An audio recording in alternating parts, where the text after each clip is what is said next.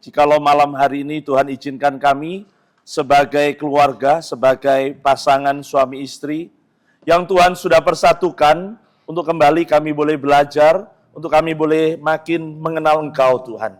Karena itu ya Tuhan, kami berdoa kiranya Roh-Mu yang kudus menolong kami, memberkati kami, saat firman-Mu dibagikan, saat kami boleh berbagi cerita, biarlah Engkau sendiri akan menolong dan menguatkan kami. Terpujilah nama-Mu Bapa, dalam nama Tuhan Yesus kami bersyukur dan berdoa. Amin. Oke. Selamat malam semuanya. Apa kabar? Senang sekali boleh berjumpa dengan Bapak Ibu Saudara sekalian.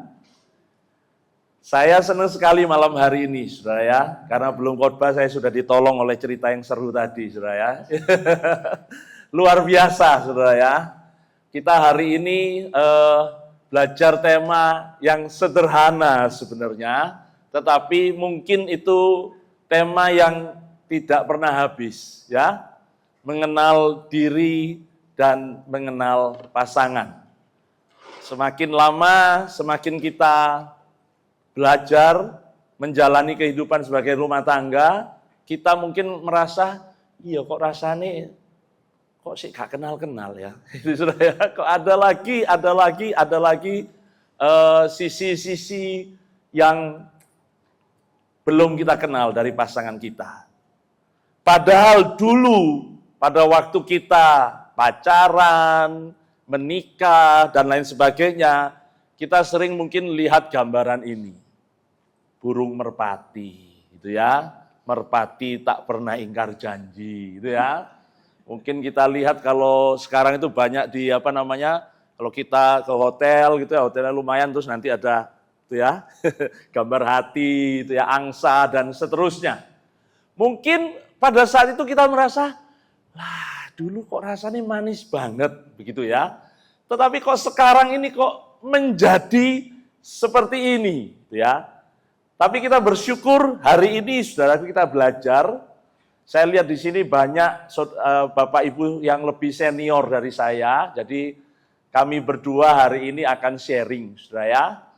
Sharing ya sedikit pengalaman. Mungkin nanti Bapak Ibu saudara sekalian bisa menambahkan cerita-cerita dan lain sebagainya. Saya harapkan kami berdua tidak terlalu lama, saudara. Nanti kami akan bergantian, saudara. Saya bagian yang pertama, nanti istri saya bagian yang kedua, bagian lebih banyak tentang konseling, ya. Saudara, ketika saya memikirkan tema ini, saudara, saya teringat oleh satu ayat yang sangat mungkin unik. Saudara, ya, mari kita buka di dalam Hosea pasal yang ke-7. Saudara boleh melihat dari terjemahan TB1 atau dari TB2, karena itu nanti akan menjadi sesuatu yang menarik. Tapi saya akan bacakan dari TB2, saudara, ya. Hosea pasal yang ke-7 ayat yang ke-11.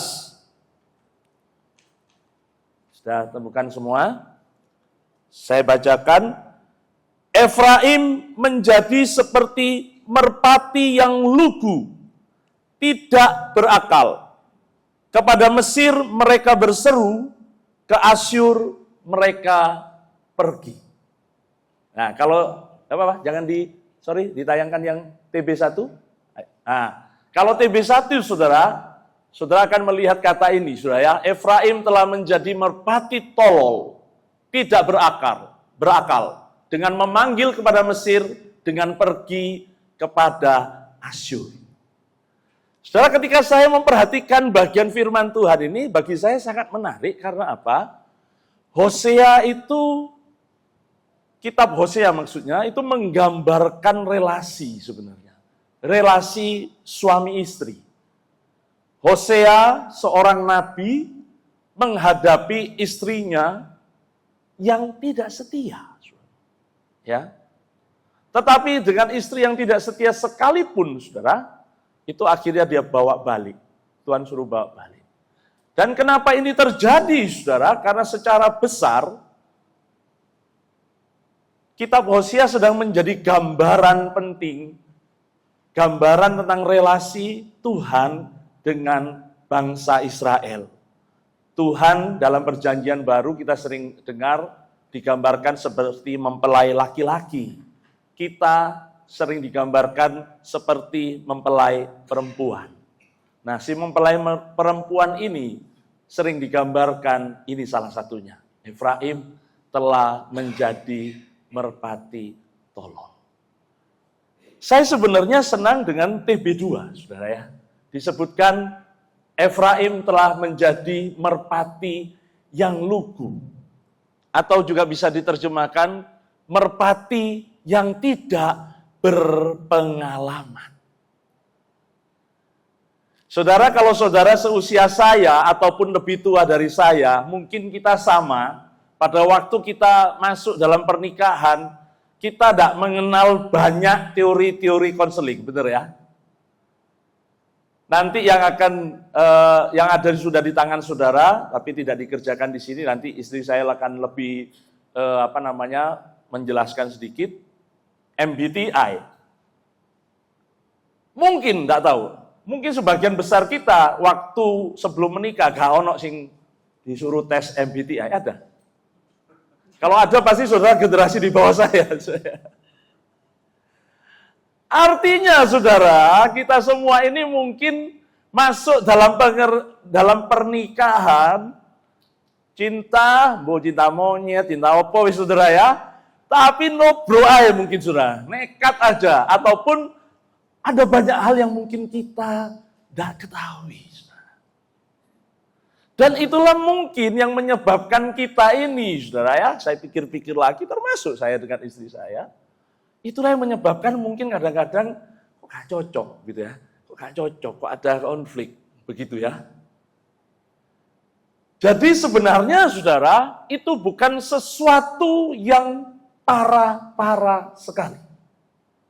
Ya lebih baik punya pengalaman. Dalam pengertian mungkin belajar, mengerti sebelumnya. Kalau sekarang kepada anak-anak muda, mungkin kepada anak-anak saudara, kepada anggota anak muda di gereja, saya yakin dan percaya pasti akan diperlengkapi lebih baik. Pikirkan baik-baik gitu ya. Saya dengan anak saya, anak yang pertama mulai pacaran, kami selalu ngomong, coba pikirin lagi, cocok enggak. Kayak tadi mamanya ibu, siapa itu tadi? Itu ya, pasti kita akan lakukan itu, saudara. Nah, tetapi pada saat itu mungkin kita belum. Kemudian akhirnya trial by error, saudara ya. Ake trialnya atau ake errornya, saudara. Mungkin banyak salahnya kita, saudara ya. Gak cocok.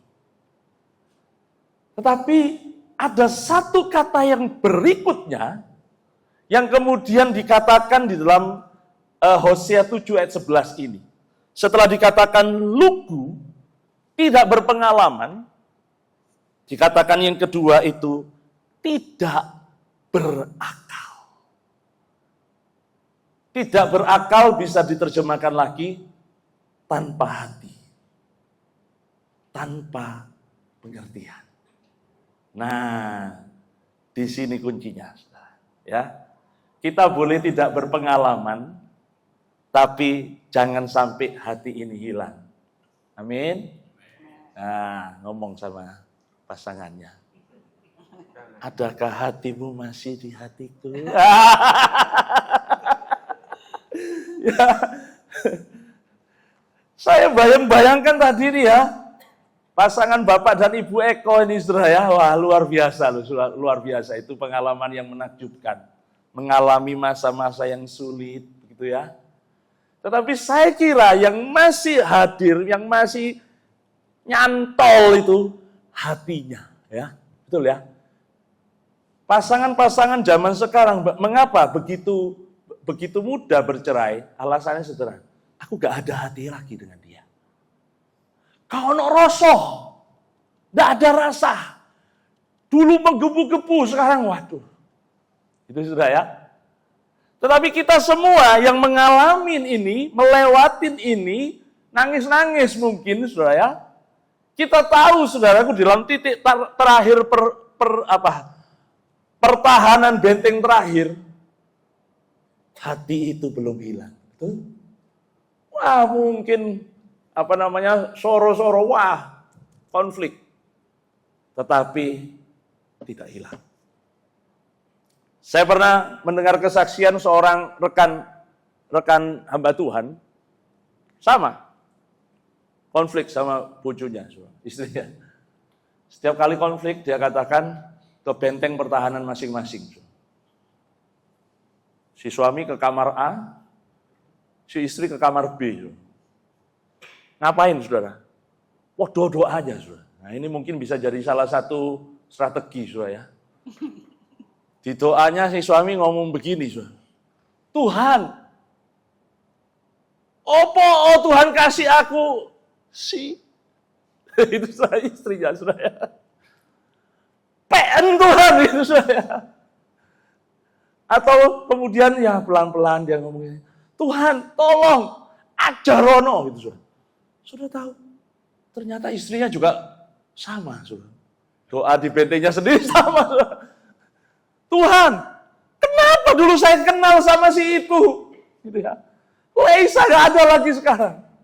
Tapi semakin dia berdoa, saudara pernah ya berdoa, nangis. Lama-lama nangis kan berhenti, saudara ya. Ketika nangis berhenti itu tiba-tiba seperti ada, ya rodok reda dikit gitu ya. Yo sabar, mungkin Tuhan menaruh impresi dalam hati kita itu, saudara. Kemudian apa, saudara? Mendorong kita untuk berdoa sama seperti itu. Tuhan, itulah anakmu, Tuhan. Ajarono, Tuhan. Menghargai anakmu yang lain. Dan saudaraku yang kasih dalam Tuhan, cerita-cerita ini akhirnya menjadi cerita yang bahagia.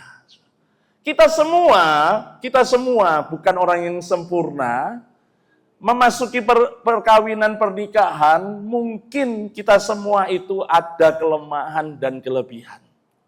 Tetapi satu yang penting bagi orang percaya, dan tadi sudah disebutkan sebelum kita firman Tuhan ini dengan satu nyanyian, ada satu yang penting yang tidak boleh hilang. Kenal Tuhan. Jangan sampai dilepaskan. Apapun saja bisa terjadi. Masalah rumah tangga, masalah gak cocok dan lain sebagainya. Dan memang heran, saudara. Kalau nanti saudara boleh teliti, kebanyakan pasangan itu pasti ada hal yang bertolak belakang. Dulu saya tidak ngerti, saudara. Tapi kemudian saya mulai melihat. Ya, salah satu yang tadi sudah diucapkan, saudara. Kalau sama semua royoan makan nih, saudara ya. Kesenangannya sama, saudara. Tapi hal yang lain adalah, ternyata Tuhan memang ingin kita saling menyatukan, saling menolong. Ada sisi-sisi yang kita mungkin tidak ketahui. Kita tidak punya, itu menjadi kelemahan kita. Tetapi pasangan kita yang menguatkan. Karena itu, saudara, benarlah firman Tuhan memang mengatakan takut akan Tuhan itu memang permulaan pengetahuan. Pengetahuan yang dimaksud di sini bukan sekedar pengetahuan otak saja. Pengetahuan yang dimaksudkan di sini itu juga termasuk dan terutama sebenarnya soal hikmah. Kebijaksanaan. Saya tidak tahu, nanti boleh diwawancarai lagi Pak Eko. Hikmat apa yang membuat malam itu dia justru mencuci sepatunya istri dan anak-anaknya. Ya. Dan saya yakin percaya itu Tuhan bekerja. Saya tidak tahu bekerjanya refleks, alami, tidak tahu apa. Tapi Tuhan gerakkan itu, dan saudara tidak pernah tahu ternyata itu adalah turning point, titik balik dari pernikahan mereka. Saudara.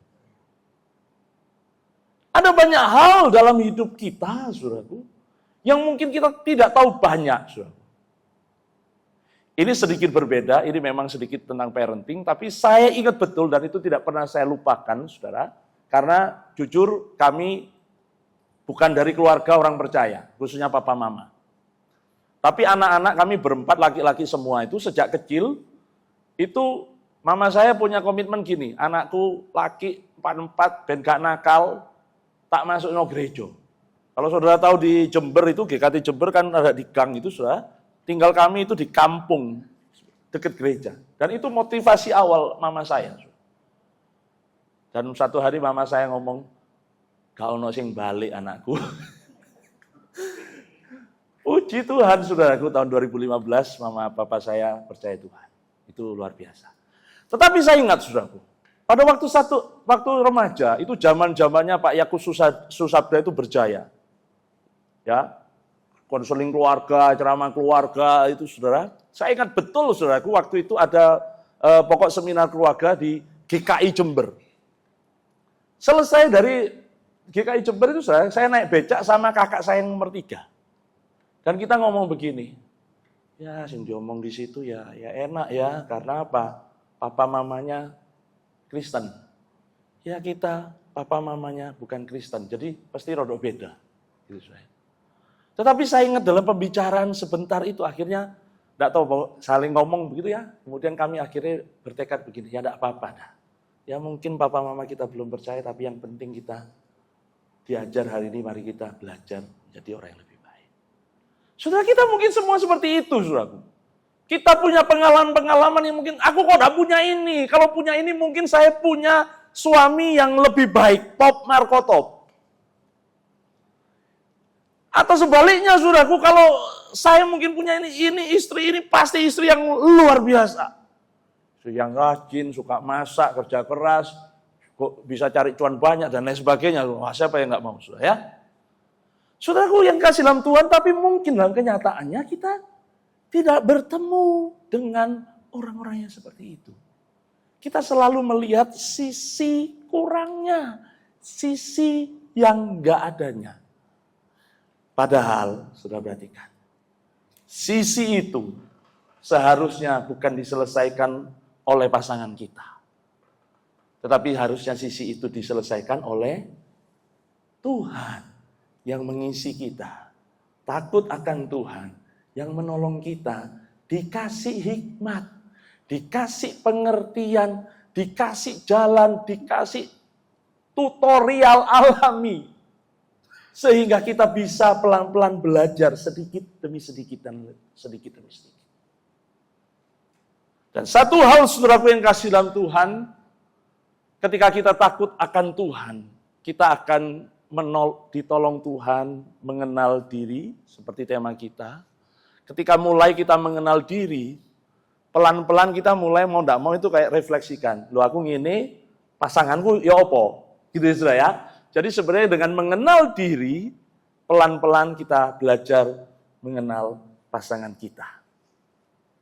Karena itu saya dalam bagian ini nanti akan dilanjutkan oleh istri saya. Pertama itu mari kita mengenal potensi diri. Efesus 2 pasal yang ke-10, ini kalimat yang bagi saya dahsyat, yang sangat penting, yang kalau perlu saudara bisa hafalkan. Efesus 2 ayat 10 berkata demikian, karena kita ini buatan Allah, diciptakan dalam Kristus Yesus untuk melakukan pekerjaan baik yang dipersiapkan Allah sebelumnya. Ia mau supaya kita hidup di dalamnya. Saudara, ada 3 bagian yang saya tandain dengan warna yang lain. Yang pertama, ingatlah baik-baik, kita ini adalah buatan Allah, ciptaan Allah, created by God. Jadi suami harus berkata, saelek-eleknya aku ini diciptakan Tuhan. Amin. Istri juga demikian, saudara ya. Istri mungkin setelah menikah, ya mau tidak mau melar, saudara ya. Melar tidak tahu kemana, saudara. Harus diingat ini, kita adalah ciptaan Tuhan. Diciptakan oleh Tuhan. Bahkan apa, saudara? Untuk melakukan pekerjaan baik yang sudah dipersiapkan Tuhan. Jadi sejak awal sebenarnya Tuhan taruh purpose dalam hidup kita. Tuhan taruh purpose, Tuhan sudah persiapkan jauh-jauh hari. Dan biarlah kita hidup di dalamnya. Jadi di dalam diri masing-masing kita, termasuk pasangan, saya sebagai suami, istri saya sebagai istri, Tuhan taruh sesuatu yang sudah diciptakan Allah dan dipersiapkan Allah untuk kita hidup di dalamnya. Setelah kita lahir, itu bisa ditambah, dikurangin oleh pengaruh-pengaruh lingkungan sosial.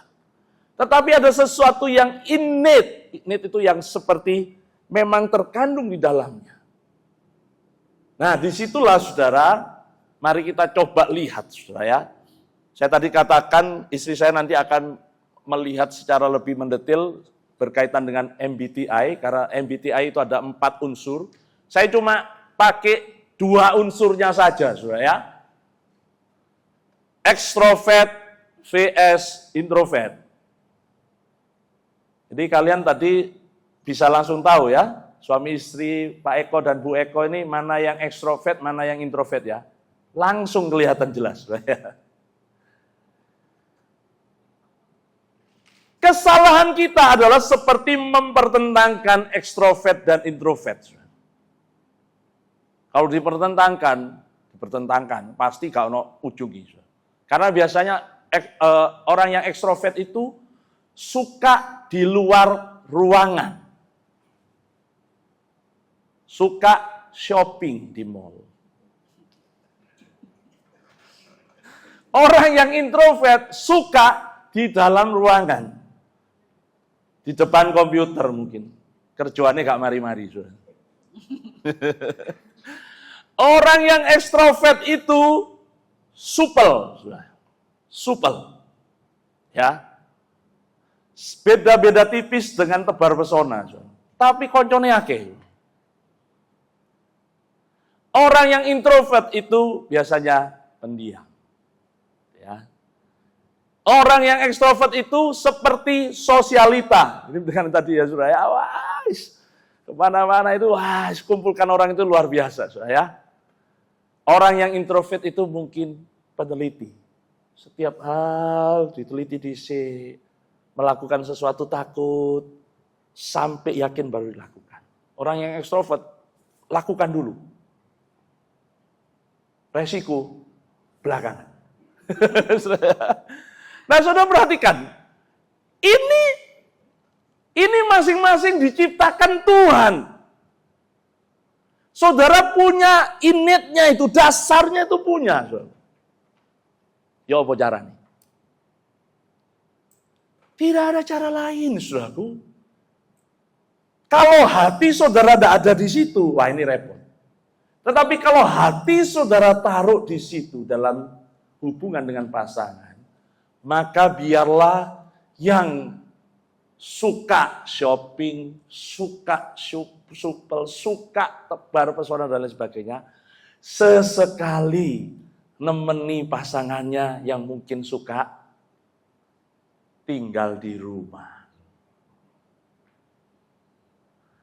Sebaliknya saudara, bagi kita-kita yang mungkin lebih suka di rumah, kerjaan gak mari-mari saudara.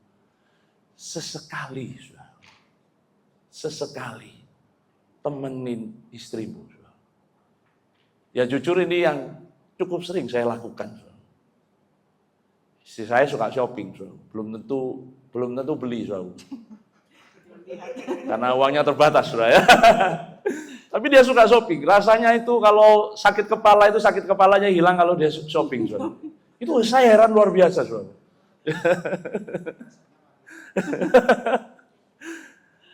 Akhirnya saya menyesuaikan diri, saudara. Apa yang saya lakukan? Saya nemenin dia, saudara. Tapi saya selalu cari tempat duduk. Setelah itu saya buka laptop saya mengerjakan, saudara. Biarkan dia puas dulu, saudara ya. Setelah itu ya sudah mungkin makan bareng atau apa, saudara ya. Jadi saudaraku ada hal-hal yang perlu kita kompromi. Atau bahasa yang lebih baik dalam kekristenan itu mungkin salah satu pihak harus berani dan belajar berkorban. Berkorban apa, saudara? Untuk belajar, memahami, mengenal pasangan kita. Sebab apa, saudara? Kalau itu tidak dilakukan, ini contohnya, saudara.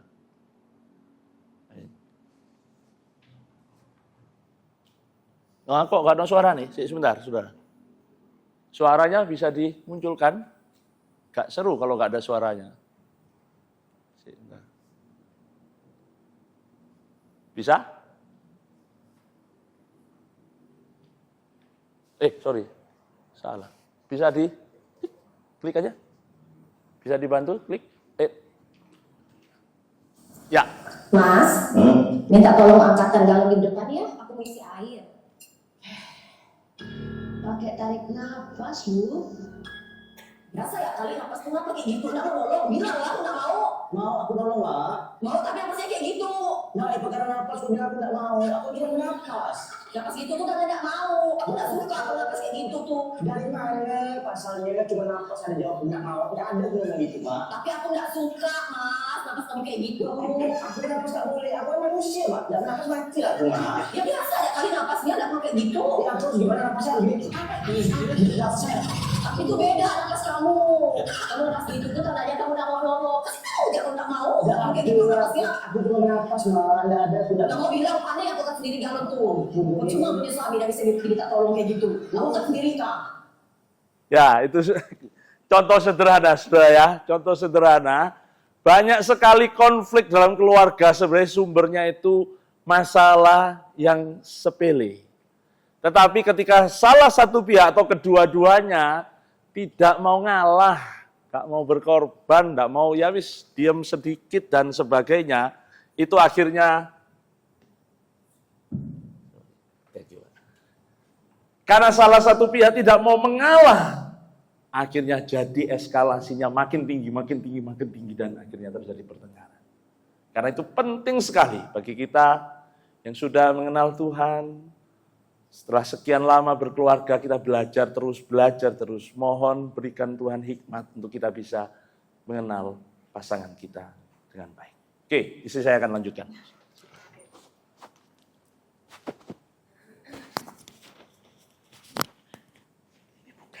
Ya, saya nyapa dulu ya. Selamat malam semuanya. Saya Nia. Senang sekali berada di tengah-tengah Bapak Ibu pada malam hari ini. Nggak usah. Mungkin pertama kali melihat saya di sini ya. Pakai supaya. Harus pakai. Ini saling melengkapi ya.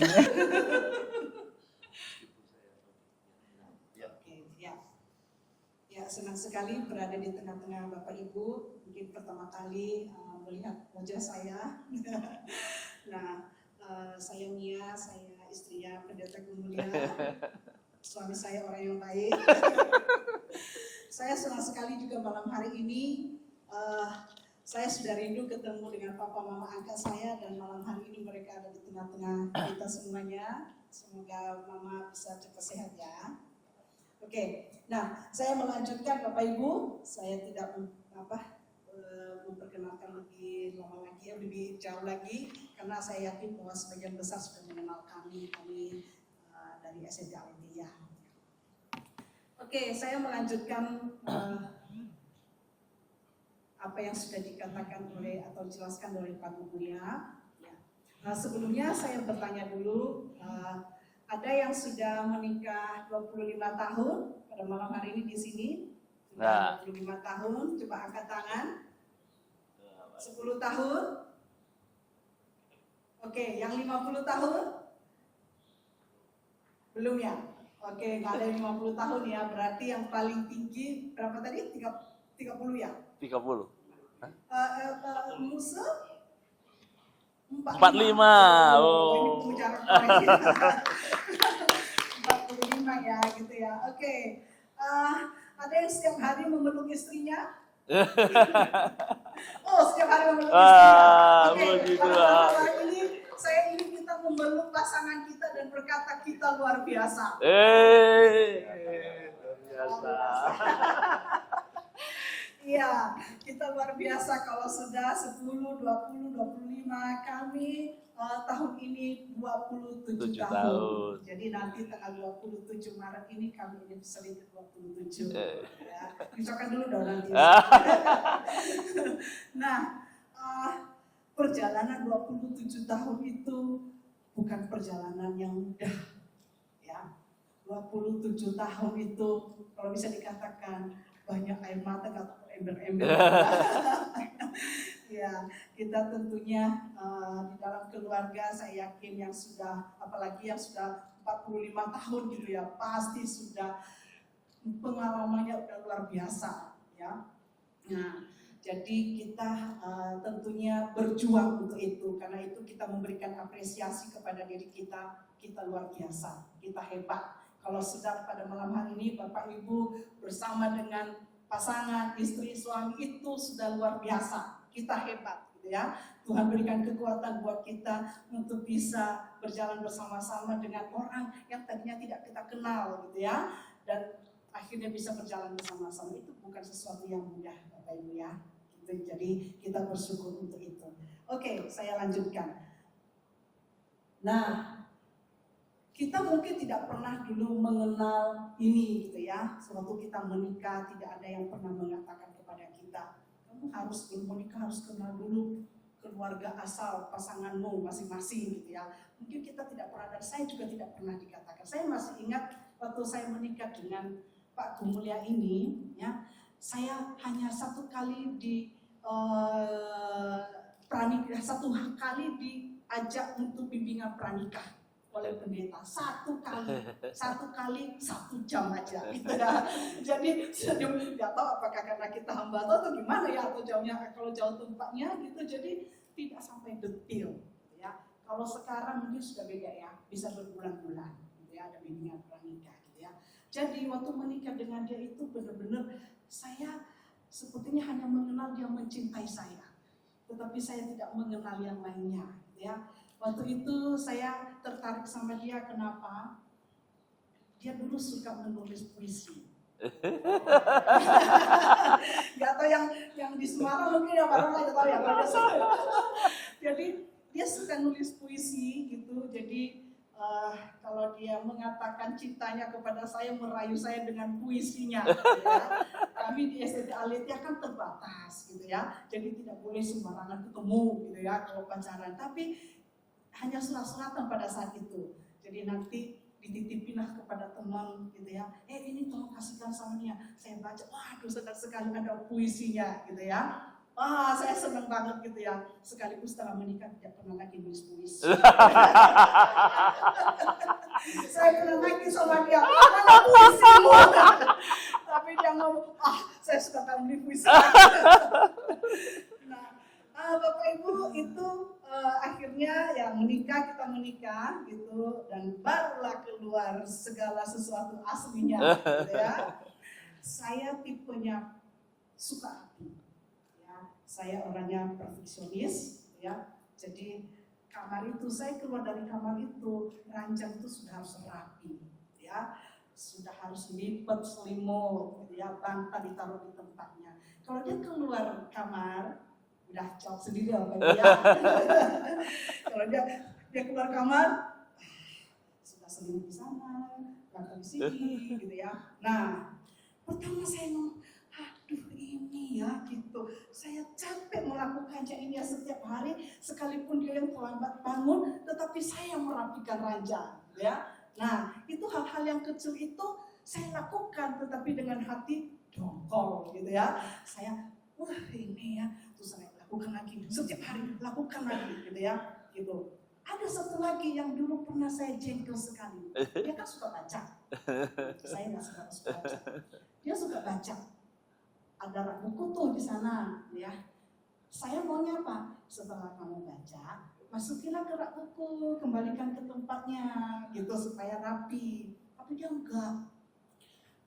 Dia duduk di atas ranjang. Semua buku ada di sampingnya, dibuka semua buku gitu. Setelah selesai ditaruh di situ, terus dia pergi begitu saja. Dan akhirnya saya tutup itu buku, saya tutup. Waduh, balik ke tempatnya, balik lagi ke tempatnya gitu. Tapi waktu dia pulang, loh mana buku saya? Ya gitu ya. Mana buku saya? Loh, saya sudah tutup. Loh, kenapa ditutup? Itu sudah penting, itu saya sudah buka tadi. Gitu. Karena ada ditandai di situ, ditandai kalau itu sudah atas dia buka, gitu ya, dia baca gitu. Wah, seru kan Bapak Ibu? Seru ya. Nah, disitulah kita mulai, loh, gimana ini gitu ya. Nah, apakah setiap hari kita harus ribut dengan hal yang setelah itu? Ya, tentunya kita mulai belajar. Mulai belajar menyesuaikan diri. Saya yang perfeksionis, saya turun sedikit perfeksionisnya, gitu ya. Saya belajar, oke lah, nggak apa-apa, siapa yang lihat juga, gitu ya. Mulai mikir gitu ya. Soalnya daripada konflik terus, gitu, gara-gara hal kecil, gitu ya. Terus setelah saya agak mundur, nah di sini Bapak Ibu, kadang-kadang pasangan kita itu bisa melihat gerak-gerik kita, gitu ya. Saya mundur, tidak lagi mengatakan taruh bukumu di sana, kembalikan. Saya sudah mulai tidak mengatakan itu lagi. Saya sudah menerima dengan hati yang tulus dan tidak lagi dongkol di dalam hati. Kok tiba-tiba setelah dia baca tanpa saya suruh, dia balikin itu juga, dia balikin bukunya gitu ya. Saya, wah, ada perubahan aja gitu ya. Nah, sebenarnya kita belajar bagaimana menerima semuanya itu ya. Tentunya tidak gampang. Karena apa? Ini salah satunya. Kita di dalam keluarga kita punya pola asuh yang berbeda. Jadi kita ini waktu baru menikah itu berasal dari planet yang berbeda, ya. Jadi yang satunya mungkin pola asuh dalam keluarga, pola asuh yang rapi, gitu ya, pola asuh yang pagi-pagi sudah harus duduk di meja makan bersama dengan orang tua, gitu ya. Sementara pasangan tidak seperti itu. Ya, pola asuhnya beda lagi gitu ya. Nah, di saat kita masuk dalam suatu keluarga, menikah, kadang-kadang itu tanpa kita sadari kita bawa pola asuh itu ke dalam keluarga kita. Dan belum tentu pola asuh asal kita itu bisa kita pakai di dalam keluarga kita yang baru ini. Nah, kadang itu bisa jadi masalah. Ya. Nah, mungkin mama kita waktu di rumah setiap pagi disiapin makanan dengan 7 macam makanan di atas meja setiap hari. Ya. Setelah kita menikah, ya, si suami ngomong, apa yang ada di meja ini? Cuma buncis, nasi, dan ikan. Sudah selesai gitu. Terus dia ngomong, kamu ini aku gak masak. Di rumahku itu loh, mamaku tuh siapin 7 sampai 10 macam di meja setiap hari. Ya. Akhirnya ibu udah di situ, ya kan? Karena apa? Kita menganggap kita masih kayak di rumah kita, begitu ya. Dan pola asuh itu hal-hal yang mungkin tidak sesuai dengan yang kita mau, gitu ya. Belum sudah terbiasa kita seperti itu. Kita inginkan dan menuntut istri kita harus melakukan hal yang sama. Bapak Ibu, ingat bahwa itu belum tentu kita bisa terapkan kepada keluarga yang baru kita. Sama, si istri juga. Mungkin dia di keluarga yang mungkin sangat mengasihi dia, gitu ya. Dulu saya paling disayang di keluarga karena apa? Saya anak perempuan satu-satunya dan papa saya itu sangat mengasihi saya. Dan di saat saya berkeluarga, saya kepengen suami saya itu mengasihi saya, gitu seperti papa saya, gitu ya. Nanti saya pulang, kamu mau apa? Ya, mau kemana? Gitu. Ini kok nggak dilakukan ya? Nggak nanya, pulang dari kantor gitu langsung aja masuk, harus capek tidur, gitu ya. Nggak nanya gitu, kamu udah makan belum? Gitu ya. Kadang-kadang tanpa saya sadari saya tuntut dia, tetapi saya pikir ulang, nggak bisa seperti itu, ya. Kita punya cara yang berbeda, ya. Jadi harus punya sekarang kesepakatan antara suami dan istri, pola apa yang dilakukan di dalam keluarga yang lain ini. Nah, itu yang harus dilakukan. Karena apa? Tidak semua kebiasaan-kebiasaan di keluarga asal kita itu bisa kita terapkan di dalam keluarga yang baru. Itu yang mungkin pertama kita perhatikan supaya kita terjauh dari keributan, dari konflik antara pasangan. Ya, jadi kita harus mewaspadai sikap perilaku negatif keluarga kita juga. Ya, supaya sikap-sikap negatif yang kita dapatkan dari keluarga asal kita itu kita tidak bawa di dalam keluarga baru. Ya. Oke, saya lanjut ya. Yang tengah ya. Nah, yang kedua ya, mengenal dan menyembuhkan luka masa lalu. Luka masa lalu ini sering sekali menjadi penghambat relasi kita dengan pasangan. Karena apa? Karena luka kalau belum sembuh itu, kalau ditekan itu bisa kambuh kembali. Nah, luka masa lalu kita, mungkin kita pernah mengalami penolakan waktu di rumah kita sendiri. Mungkin orang tua kita agak ada orang tua yang keras gitu, dan sering mungkin mengata-ngatai kita, kamu itu ya anak gak tahu diri, bodoh gitu, gak bisa apa-apa gitu ya, gak berguna gitu ya. Kadang kita diperlakukan seperti itu di keluarga asal kita, sehingga di saat kita berkeluarga itu belum sembuh. Waktu belum sembuh itu kita masuk di keluarga baru kita, dan di saat suami kita mungkin hanya berkata, loh kamu kok gak bisa sih melakukan itu, padahal mungkin pelan. Tetapi luka itu seperti ketekan kembali, dan akhirnya mulut kita marah. Ya. Kenapa sih? Emang aku ini bodoh, aku ini gak bisa apa-apa. Marah kita. Kenapa? Masih ada luka yang belum sembuh. Jadi penting sekali untuk kita bisa menyembuhkan luka. Luka yang ada di dalam hati kita yang kita alami di masa-masa kita waktu belum menikah mungkin ya. Sehingga di saat kita berkeluarga ya, kita tidak, luka itu tidak akan menjadi penghambat bagi kita untuk kita membina relasi yang baik dengan orang lain. Ya. Bukan hanya kepada suami, mungkin kita bisa terapkan kepada anak-anak kita. Ya, kalau kita punya anak itu, kadang-kadang luka ini bisa kita lakukan ke anak kita gitu, bisa salurkan ke anak kita. Ya, jadi Bapak Ibu kita perlu hati-hati dalam hal ini ya. Jadi kalau kita pernah mengalami penolakan atau hal-hal yang buruk atau mungkin sesuatu yang membuat kita trauma gitu ya. Nah, penting sekali untuk kita mengenal diri kita, apa yang perlu kita sembuhkan, sehingga rantai itu kita putus dan kita tidak bawa ke dalam keluarga kita yang baru, sehingga tidak bisa mempengaruhi relasi kita dengan pasangan dan anak-anak kita. Ya, caranya gimana? Simple, Bapak Ibu ya. Tentunya kalau ada luka atau trauma yang terlalu dalam, ya mungkin perlu konseling. Ya, di sini ada Bapak Pendeta, ya, ada hamba Tuhan, ya, kita bisa terbuka. Ya. Karena apa? Dengan kita terbuka sebenarnya udah 50% itu membuat kita sembuh, begitu ya. Nah, kalau perlu kita bantuan orang lain, ya, untuk menolong kita mengenal luka itu, marilah kita datang kepada orang yang kita percaya untuk kita terbuka, ya. Tetapi intinya apa? Dari semuanya itu kan kejadiannya kan kita tidak bisa ulang kembali lagi, ya. Intinya apa? Menerima dan memaafkan. Ya, kita melihat semua pengalaman hidup kita ini Tuhan izinkan untuk apa? Untuk kita berproses belajar. Jadi memaafkan orang yang mungkin pernah menyakiti kita dan menerimanya sebagai bagian dari hidup kita, karena dari situ kita juga banyak belajar gitu ya, bagaimana menghadapi kehidupan ini. Ada hal yang baik dan ada hal yang tidak baik ya. Oke, saya lanjut Bapak Ibu ya. Nah, yang kemudian mengenal karakter pasangan. Nah, ini memang mengenal karakter ini setelah kita masuk di dalam satu keluarga, tentu disitulah kita mulai belajar karakter masing-masing. Ya. Nah, saya tadi memberikan kertas ini kepada Bapak Ibu, ini PR nanti di rumah ya. Nggak mungkin kita kerjakan di sini karena butuh waktu. Tapi satu-satu punya, ya saya kasih satu-satu. Sebenarnya ini adalah tes kepribadian yang begitu sederhana, gitu, MBTI gitu. Mungkin kalau sudah ada yang pernah mengetes, melakukan tes ini, sudah tidak perlu lagi, berarti Bapak Ibu sudah tahu apa tipe kepribadiannya.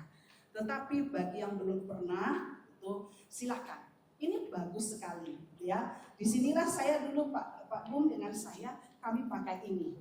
Ya. Jadi dia tahu saya ini ekstrovert, dia introvert, ya. Dia suka di ruangan, aku suka di luar, gitu ya. Tapi saya bersyukur ya, dia mulai mengimbangi saya dan saya mulai mengimbangi dia, ya. Jadi kami belajar awalnya itu, aduh orang ini ini diajak keluar aja, kok cik susah nih, gitu ya, gitu. Dia bertemu orang, berbicara kepada banyak orang, dia pulang-pulang udah capek sudah, energinya sudah habis. Tetapi saya semakin ketemu orang, semakin semangat. Gitu ya. Nah bedanya di situ kan, karena orang ekstrovert itu begitu, gitu ya. Semakin ketemu, semakin cerita-cerita, rasanya semakin seger gitu ya. Gitu. Nah waktu itu saya, waduh, ini diajak keluar nggak mau. Tetapi dengan kami ngetes orang, oh iya tipenya ini ya, gitu. Rupanya ini tipenya ya, gitu. Wah, memang dia nggak sengaja ya, gitu ya. Tapi memang ini dasar tipenya, gitu ya. Jadi disinilah kita terbantu ya, dengan kita ngetes ini, gitu bisa terbantu. Nanti skornya yang terbanyak itulah kecenderungan pribadi tipe kita. Ya, nanti silakan Bapak Ibu di rumah ya, bisa dilakukan. Itu sangat membantu sekali untuk kita mengenal pasangan kita. Ya. Kemudian menerima pasangan apa adanya. Nah, menerima pasangan apa adanya ini berarti bukan hanya menerima baiknya, tetapi menerima juga buruknya. Ya. Menerima pasangan apa adanya itu berarti apa adanya dirinya. Ya. Mudah nggak Bapak Ibu? Enggak, pasti nggak mudah. Nggak mudah kan? Gitu ya. Pasti nggak mudah. Gitu ya. Menerima apa adanya itu pasti nggak mudah. Tetapi yang memang harus kita menerima. Ya. Ini kan pilihan kita. Ya kan? Pilihan kita. Sampai kita dipanggil Tuhan, nah inilah teman kita. Kita punya anak 100 orang pun semua akan meninggalkan kita. Yang bersama dengan kita siapa? Ya pasangan kita. Ya. Jadi mau nggak mau, ya kita harus menerima dia apa adanya, gitu ya. Baik buruknya dia, ya kita terima, gitu ya. Kita berproses bersama-sama. Amin. Amin. Amin. Lihat pasangannya dulu, saya menerima engkau apa adanya.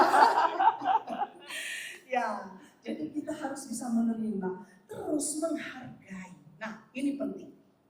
Bagaimana kita menghargai pasangan kita. Menghargai pasangan. Kalau laki itu biasanya itu inginnya itu dihargai gitu. Kalau wanita itu kecenderungannya itu dikasihi, ya. Suami itu kepengen kalau kita ini lebih misalnya contohnya kalau kita melakukan apa-apa kita bertanya dulu kepadanya, ya. Bapak Ibu, ibu-ibu sekarang kan banyak yang udah bekerja dan punya penghasilan sendiri, ya. Kadang-kadang tanpa kita sadari, apapun yang kita beli itu nggak pernah lagi pamit sama suami. Karena apa? Uang kita sudah ada di kantong sendiri gitu ya. Kita yang menghasilkan sendiri gitu ya. Kita mencari sendiri uang. Dan kadang-kadang kita melupakan suami kita. Betul nggak ya? Gitu ya, tanpa kita sadari. Ya. Kita tidak bertanya, boleh nggak aku beli ini? Mulai jarang. Ya. Mulai jarang sekarang ini. Ya. Kalau dulu mungkin iya. Tapi mulai jarang sekarang saya melihat banyak sekali keluarga kalau istri mau beli, bisa berani beli sampai puluhan juta itu nggak ngomong sama suaminya. Nah, di sini kita harus hati-hati. Kenapa? Itu sebenarnya salah satu bentuk penghargaan kepada pasangan, kepada suami. Sekalipun itu uang kita yang kita hasilkan sendiri, tetapi kita bertanya kepadanya, itu salah satu wujud kita menghargai dia. Sebagai apa? Kepala rumah tangga yang juga supaya dia tahu apa yang kita lakukan, gitu ya. Jadi itu salah satunya. Ini hanya salah satu ya. Kalau banyak nanti gak pulang kita, ya. Nah, kemudian, si suami juga harus bisa juga mengasihi istrinya, ya. Menanyakan istrinya, gitu ya. Setiap hari katakanlah, ya terima kasih ya Ma, sudah siapkan makanan di meja, gitu ya. Siapa yang ngomong terima kasih nggak sama istri yang muda? Kadang-kadang suami itu ya menganggap itu biasa-biasa saja, setiap pagi sudah ada makanan di meja, gitu ya. Gitu. Oh itu tanggung jawabnya. Pernah nggak berterima kasih? Terima kasih, gitu. Kadang-kadang saya kalau dia lupa terima kasih ngomong, enak nggak makanannya? Enak. Terima kasih dong, gitu ya. Saya terima kasih dong, gitu. Nah, jangan lupa bahwa istri itu capek juga di dapur, gitu ya. Capek menyiapkan semuanya, menyiapkan anak-anak dari pagi sampai malam, gitu ya. Sebenarnya tidak butuh apa-apa, bener gak Ibu ya? Kadang-kadang saya bilang, saya nggak butuh apa-apa sebenarnya, hanya kata-kata, thank you ya, gitu ya, sudah menyiapkan semuanya. Cuma itu aja gitu. Setelah itu kita happy lagi gitu ya. Nah, jadi si suami-suami, bapak-bapak harus mengerti itu ya. Bahwa sekalipun semandiri-mandirinya loh istri itu ya, perempuan itu, tetapi di dalam hati yang paling dalam kepingin suaminya itu bertanya, apa kabarmu hari ini gitu ya, apa yang kamu mau ya. Sekalipun kita bisa beli untuk diri kita sendiri, tetapi kayak kalau suami kita yang belikan tuh rasanya itu kebahagiaannya berlipat-lipat gitu ya. Gitu. Jadi sesekali berikanlah sesuatu kepada istri supaya dia merasa disayang, dikasihi. Bukan hanya kata-kata saja, tetapi kadang-kadang juga kasih itu butuh suatu tindakan. Betul ya? Oke. Nanti kita, terus menyediakan. Nah, ini penting. Nah, tadi Mas Eko ya sama istri menyediakan waktu. Justru di sana menyediakan waktu. Berarti tadi liburan gitu ya Pak ya. Itu disitulah si Ibu Eko melihat ya bahwa Mas Eko itu luar biasa ya gitu ya. Sesuatu yang tidak pernah saya lihat sebelumnya. Kok dia ngelap sepatu gitu ya. Gitu. Nah, perlu kita suami istri itu supaya kadang hubungan ini kan bisa kayak seperti apa ya, kayak seperti tenggelam gitu ya, perasaan kita seperti hilang, seperti kita kok biasa-biasa saja ya gitu ya, setelah sekian lama bersama-sama, ya dia begitu, ya udahlah setiap hari begitu, dan tambah lama ya ikatan emosional kita itu semakin renggang ya, setiap hari pagi-pagi berangkat kerja, pulang malam, belum tentu bersapaan, udah capek semua, tidur, besoknya begitu lagi, rutinitasnya seperti itu, dan kadang-kadang merasa, ya mungkin Bapak Ibu pernah merasakan, kayak rasa itu kok seperti, biasa aja, gak ada rasa sesuatu lagi gitu loh. Nah disitulah, kalau kita sudah mulai merasakan itu, baru kita harus mikirkan, gimana caranya supaya rasa itu muncul kembali. Caranya apa? Pergilah honeymoon lagi, pergilah berduaan lagi, gitu ya. Sekalipun nggak ada yang apa ya, cuma pergi ke mungkin ke pantai lah, kemana lah gitu. Tetapi disitulah mulai kembali ada rasa itu, ya. Mungkin di sana kita perlu curhat-curhat, gitu ya. Nah, bapak-bapak, kalau istri-istrinya curhat, dengarkan saja, ya. Biasanya curhat itu banyak, ya. Jangan capek untuk mendengar. Sebenarnya dia tidak butuh direspon, gitu ya. Kadang-kadang cuma dengarkan aja. Kadang-kadang kalau saya cerita ya, malam-malam ya, Pak Gum ini kan dia udah capek tuh, dia tidur tuh, terus lagi nih tangannya di kepala gitu. Tapi saya mau cek terus dekatnya dia. Saya cerita sepanjang hari ini apa yang saya lakukan. Saya cerita dulu, dia sampai ketiduran. Dia nggak jawab, tapi sampai ketiduran. Terus saya, oh ya udah tidur, aku sudah tidur gitu ya. Tapi minimal saya itu sudah ngomong gitu ya. Betul. Nah, wanita itu lebih banyak ngomongnya daripada laki. Kalau suaminya nggak menjadi tempat curhat, nanti curhatnya ke orang lain sana. Ayo, ke orang lain. Ayo, gimana itu ya? Jadi jangan sampai istri-istri Bapak Ibu curhatnya ke yang lain. Ya. Tapi sediakanlah diri atau waktu untuk istri bisa curhat kepada Bapak Ibu. Ya, karena itu penting gitu ya. Kenapa? Ya segala sekolah sudah keluar itu semua, udah lego gitu. Bener kan ya?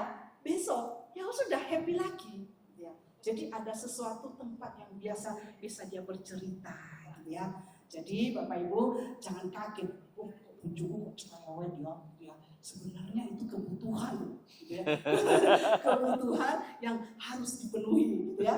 Gak apa-apa sambil tiduran tutup mata aja dengan ya cerita gitu ya. Sekalipun nanti setelah itu tertidur gak apa-apa gitu ya. Tapi minimal udah didengarkan ya. Nah, nyediakanlah waktu ya, pergilah berjalan-jalan, ya. Pergilah untuk menikmati pemandangan kemana. Kadang-kadang kalau anak-anak udah besar itu, saya yakin anak-anak udah besar-besar ya semua ya, gitu ya. Jadi sudah banyak waktu untuk bisa bersama-sama, gitu ya. Silakan pergi bersama-sama menikmati ya masa-masa berdua kembali, gitu ya. Saya ada pernah ngomong sama saya, ya anak kita besar Bu, setelah itu ya tinggal berdua. Akhirnya cuma berdua saja. Nah, ayo kita nikmati kebersamaan dengan pasangan kita ya. Karena dia adalah teman kita sampai kita tua nanti ya. Oke, itu saja yang bisa saya jelaskan gitu. Nah, nanti menjelaskan lebih jauh lagi kalau ada dari pertanyaan dari Bapak Ibu, gitu ya. Oke, silakan ya. Kalau ada yang bertanya, silakan ya. Langsung ya. Iya, langsung aja. ya. Nah, Ya. Silakan Bapak Ibu, jikalau ada memberikan masukan atau pertanyaan silakan. Gimana? Silakan.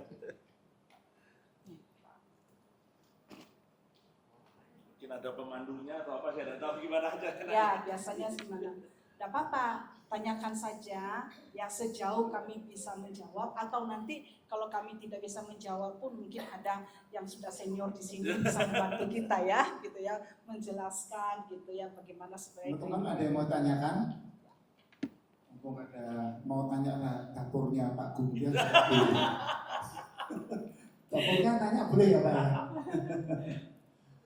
Oke, ada yang nanyain? Ini psikologi kita Pak Yohanes. Ada yang menanyakan? Pasti ada yang tanyakan.